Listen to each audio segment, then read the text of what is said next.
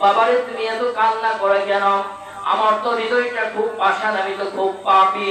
কোন মানুষ কান্না করলে আমার তো হৃদয় নরম হয় না, আমি চলে যাই, ঘাড় তেরা করে চলে যাই।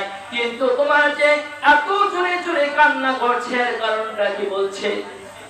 বলছে আমার আব্বাও নাই, আমার আম্মাও নেই, আমি ঠিক 3 বেলা ভাত খেতে পারি না, আমার কাপড় চোপড়ের গিয়ে ব্যবস্থা করে দেয় না। পাড়া গ্রামের লোকেরা নিজেরা নিজেদেরকে নিয়ে ব্যস্ত থাকে। সরকার করে তার হৃদয়ের মধ্যে একটা ভালোবাসা আসলো, তারপর বাসায় নিয়ে গেল। বিবিকে বলছে, মদখোরের রাগ বেশি, বিবিকে বলছে শরম, এই ছেলেটাকে রাস্তাতে করে নিয়ে এসে তার বাবাও নেই, মা নেই, তুমি সুন্দর করে গোসল করে দাও এবং তাকে সুন্দর পোশাক পরে দাও এবং তাকে স্কুলের পোশাক পরে দাও, আমি তাকে স্কুলে নিয়ে ভর্তি করে দেব। আমার সন্তান যেভাবে লালন পালন করি, ওই এতিমকে আমি সেইভাবে লালন পালন করব। এতিমকে দেখে আমি অবহেলা করব না, এতিমকে দেখে আমি এরকম কেউ অন্যকে তাকাবো না। আমার সন্তানকে যে খাবার দিবে, ওই এতিমকে তুমি সেই খাবার দিবে। আমার সন্তানকে যে পোশাক পরাবো আমি, ও আমার স্ত্রী তোমাকে বলছি, আমার ওই এতিমকে সেই পোশাক পরিয়ে দিবে। যে কলম কিনে দিব আমি, ওই কলমও কিনে দিবে তুমি। হঠাৎ করে ওই পাপী ব্যক্তি প্রত্যেকদিন মদ পান করত, নিশিরাতে ঘুমিয়ে গিয়েছে। ঘুমার স্বপ্নের মধ্যে উনি স্বপ্ন দেখতেছেন, হাসরের ময়দানে বিচার শুরু হয়ে গিয়েছে।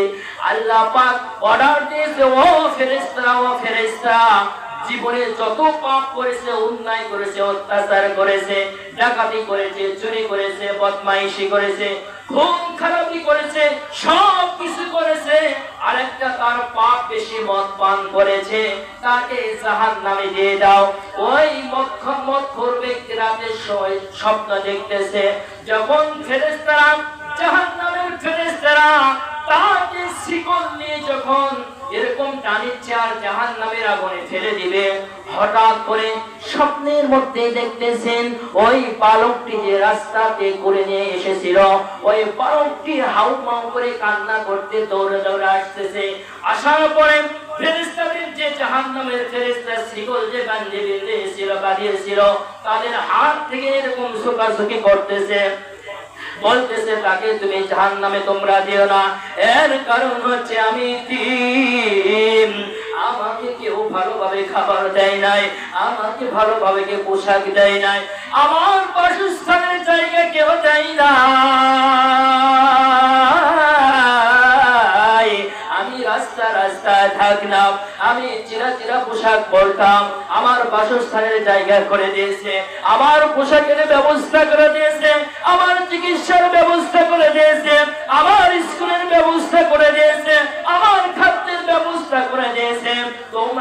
তোমরা জাহান্নামে তাকে দিতে পারবে না। এই সঙ্গে সঙ্গে আল্লাহ রাব্বুল আলামিনের আসমান এবং জমিন কাঁপতেছে, ওরে স্বপ্ন দেখতেছেন।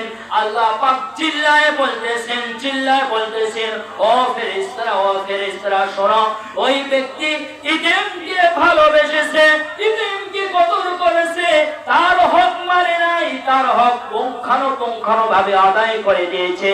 এজন্য আমি তার সুপারিশ কবুল করে নিলাম, আমি তার সুপারিশ কবুল করে নিলাম।